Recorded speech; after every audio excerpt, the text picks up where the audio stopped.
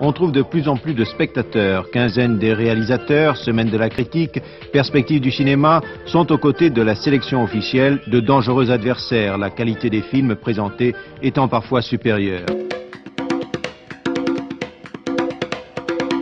Festival du film, quinzaine des réalisateurs, semaine de la critique, caméra d'or, semaine officielle, sélection officielle, caméra de la critique, quinzaine de marché du film.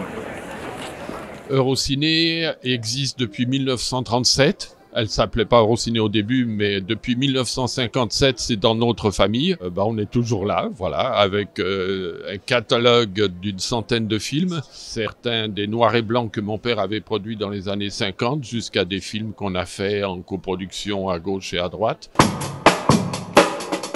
Marine, est-ce que tu peux nous raconter un peu ce qui s'est passé hier, ta journée, ta soirée? Alors hier soir, on a eu droit quand même à une projection de La Cité de la Peur au cinéma de la plage.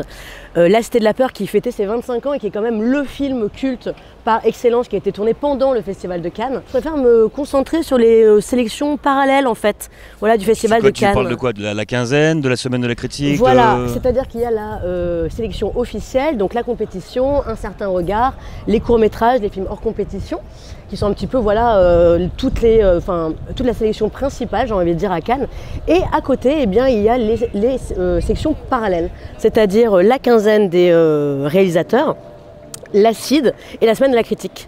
Alors pourquoi il n'y a pas une quinzaine de la critique ou une semaine des réalisateurs? Alors en fait elles ont été, voilà, ce qu'il faut savoir c'est qu'elles ont été créées pour des raisons différentes et à des époques différentes. Par exemple la quinzaine a été créée juste après mai 68 pour concurrencer le Festival de Cannes à l'époque, elle a été créée en 69, ça a été créé entre autres par Costa Gavras et par Louis Malle, entre autres. Et finalement, maintenant, évidemment, c'est une section qui marche main dans la main avec le Festival de Cannes officiel. Hein. Et notamment, la quinzaine, eh bien, a par exemple révélé des réals comme les frères Dardenne ou Michael Haneke, qui ont ensuite eu la Palme d'Or. Donc l'Acide, où on avait pu saluer l'an dernier Jim Cummings, qui a fait sensation aussi au Festival de Deauville avec son film Thunder Road. Oui, parce qu'en fait, il y a quand même plus d'un film qui passe à l'Acide et qui sont ensuite largement primés dans d'autres festivals, ce qui prouve bien que les sélections finalement parallèles dans le Festival de Cannes eh bien, révèlent plus d'un talent. Très bien. Moi je sais pas ce que t'en penses, il fait super chaud, moi je vais aller me baigner. Moi pareil, d'ailleurs je suis en maillot en dessous, okay. J'y vais, allez.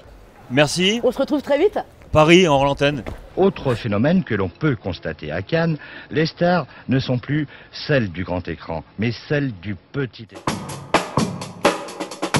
C'est quoi ce son? T'as pas filmé ça hein? C'est ça filme. Donc on reprend.